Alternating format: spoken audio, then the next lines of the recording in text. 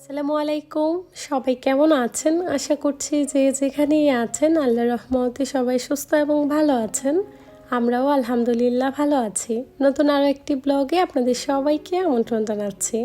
আজকে ওমানে আমাদের শেষ দিন বলা যায়। এই তো শেষের দিনে টুকটাক কিছু কেনাকাটা, সেই সাথে লাগেজ গোছানো সবকিছু মিলিয়েই থাকছে আজকের পুরো ব্লগ। কিভাবে কি করেছি, যাওয়ার আগ পর্যন্ত কতটুকু কি করতে পেরেছি। গত 2 দিন ধরেই ভাবছি লাগেজগুলো একটু একটু করে গুছিয়ে নিব।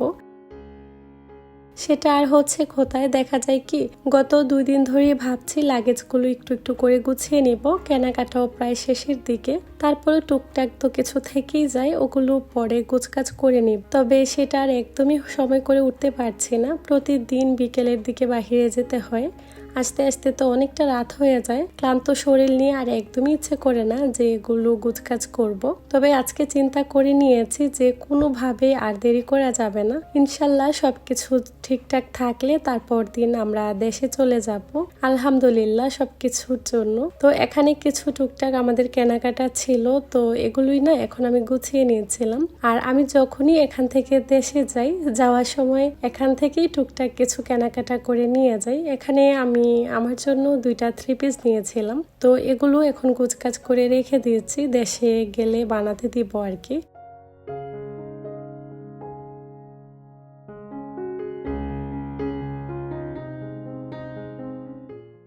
এখানে সেলাইয়ের দাম প্রচুর পরিমাণে বেশি থাকে, যার কারণে আসলে 3 পিস এভাবে কেনে কখনো বানানো হয় না।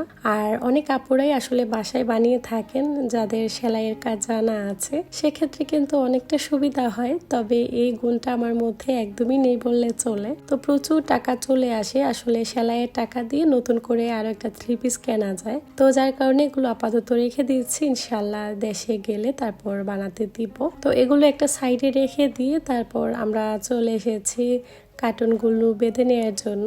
যখনই দেশে যাই লাগেজের পাশাপাশি অবশ্যই আমাদের কার্টুন থাকে, বিশেষ করে আমাদের যারা দেশীয় ভাই বোনেরা আছেন, যারাই যান না কেন, এভাবে কার্টুনে করে নিলে একটু সুবিধা হয়, মানে একসাথে প্রচুর জিনিস নেওয়া যায়। তবে লাগেজে করেও নেওয়া যায়, অত লাগেজ আসলে থাকে না, যার কারণে নেওয়া হয় না। তবে আমরা নিয়ে থাকি, প্রায় সময় নেই। তবে কিছু কিছু জিনিস থাকে যেগুলো আসলে কার্টুনে নিলে সুবিধা হয় আর কি। এটা যার যার সুবিধা আর কি, যে যেভাবে নিতে পছন্দ করে। তবে লাগেজে নিলেও সব জিনিস খুব সুন্দরভাবে অর্গানাইজ থাকে, এগুলোতেও নেওয়া যায়। তো এখানে 2টার মতো কার্টুন আমরা করে নেব, আর কিছু লাগেজ তো যাবেই। তো সব মিলিয়ে একটু একটু করে সবকিছু গুছিয়ে নিয়েছি।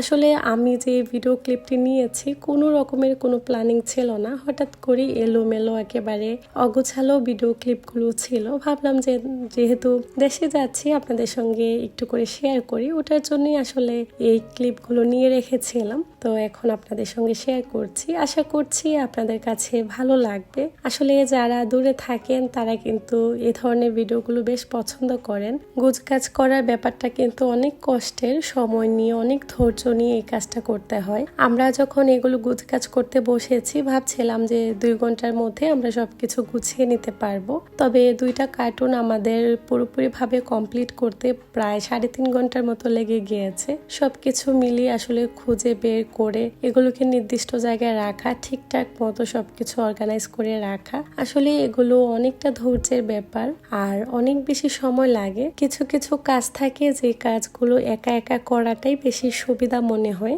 ঠান্ডা মাথায় একেবারে নিজের মতো করে গুছানো যায়। তার মধ্যে গুছগাছের কাজটা কিন্তু একেবারে নিরিবিলি ভাবে করাটাই বেশি ভালো। তবে আমার বাসায় যেহেতু ছোট বাচ্চা আছে, আসলে চাইলেও আমার এটা সম্ভব হয় না।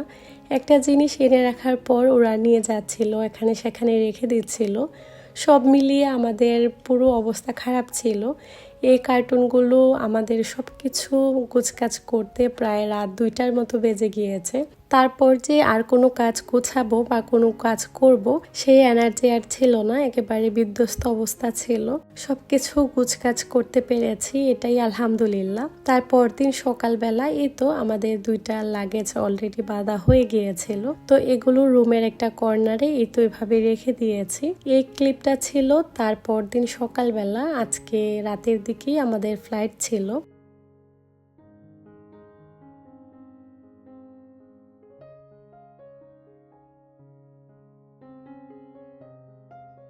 তো এখানে আমি আমার কাপড় চোপড়গুলো নিয়ে নিচ্ছিলাম। বাচ্চাদের কাপড় চোপড় আমি এর আগেই গুছিয়ে নিয়েছি, যেগুলো ওরা রেগুলার পরবে, শুধুমাত্র ওই কাপড়গুলি বাকি ছিল। তো এখন আমি সব কাপড় চোপড় একসাথে করে গুছিয়ে নিচ্ছি। আর আমার কাপড় চোপড় নেওয়া যেহেতু বাকি ছিল, এখানে আমি কিছু ড্রেস নিয়েছি যেগুলো পরার জন্য। সাথে সাথে গিয়ে তো আসলে কোনো কাপড় চোপড়ই বানানো হয় না, টুকটাক কিছু কাপড় চোপড় তো নিতেই হয়। গত বছর আমরা প্রচুর কাপড় নিয়ে গিয়েছিলাম, এবার তো জুনাদের বাবা অনেক করেই বলে দিয়েছে যে এত কাপড় চোপড় নেওয়ার প্রয়োজন নেই, যেহেতু আসার সময় কেনা হয়। তো সব মিলিয়ে এখন সবকিছু গুছকাজ করে নিয়েছি।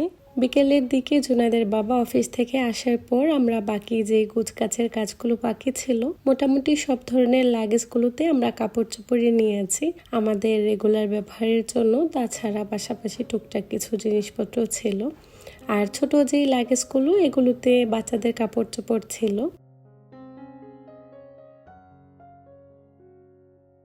আলহামদুলিল্লাহ আমাদের সব কিছু গুছগাছ হয়ে গিয়েছে। শুধু যাওয়ার কিছু সময় আগে আমরা এগুলোকে র্যাপ করে নিব। র্যাপিং পেপার দিয়ে র্যাপ না করলে লাগেজগুলো খুব একটা ভালো থাকে না, এমনিতেও অনেকটা ড্যামেজ হয়ে যায়। তারপরেও একটু সেফটির জন্য এই কাজটা করে নিব। এখন আমরা এয়ারপোর্টের উদ্দেশ্যে রওনা দিব। বাচ্চাদেরকে রেডি করিয়ে আমরা রেডি হয়ে এই তো আল্লাহর নাম নিয়ে বাসা থেকে বের হয়ে যাব। ইনশাল্লাহ সব কিছু ঠিকঠাক থাকলে, যদি বেঁচে থাকি, তারপর দিন আমরা সকালবেলা দেশে পৌঁছে যেতে পারবো।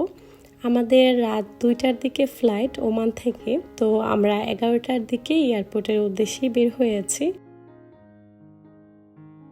আমাদের বাসা থেকে এয়ারপোর্টে যেতে খুব একটা সময় লাগে না, সব মিলিয়ে 10 মিনিটের মধ্যেই আমরা এয়ারপোর্টে পৌঁছে যেতে পারবো। এর মধ্যে আমরা চলেও এসেছি। তারপর লাগেজগুলো আমরা ট্রলিতে নিয়ে নিলাম। তারপর চলে যাব সোজা বুকিং দেওয়ার জন্য। লাগেজগুলো একবার বুকিংয়ে দিয়ে দিলে টেনশনও কম থাকে আর ঝামেলা কম আর কি। তো বাচ্চাদেরকে নিয়ে প্রথমে আমরা ওখানেই চলে যাচ্ছি। তারপর দেখি যে সব কিছু ঠিকঠাক থাকে কিনা। বাসা থেকে তো একেবারে ওয়েট করে মেপে তারপর নিয়ে এসেছি। তারপরেও যতক্ষণ বুকিংয়ে না দেওয়া হয় একটা টেনশন কাজ করে। সব কিছু সহি সালামতে হয়ে গেলে আসলে টেনশনটা থেকে একটু মুক্তি পাবো। তো যাই হোক, আমরা এই তো লাগেজগুলো এখন বুকিংয়ে দিয়ে দিচ্ছি। আসার পর তো ভাবছিলাম খুব তাড়াহুড়াভাবেই সব কাজ কমপ্লিট করতে পারবো, তবে আজকে এত পরিমাণে মানুষ ছিল, মানে একে প্রচুর মানুষ ছিল। এত পরিমাণে মানুষ সচরাচর এয়ারপোর্টে খুব কমই দেখা যায়। হয়তোবা সবার স্কুল ছুটি, বাচ্চাদের স্কুল ছুটি, সবার ছুটি পড়েছে, এর জন্য হতে পারে। প্রচুর মানুষ ছিল, প্রচুর লম্বা লাইন ছিল। পরে আমরা এখানে এসে বসেছি যে লাইনগুলো কিছুটা কমে গেলে তারপর যাব।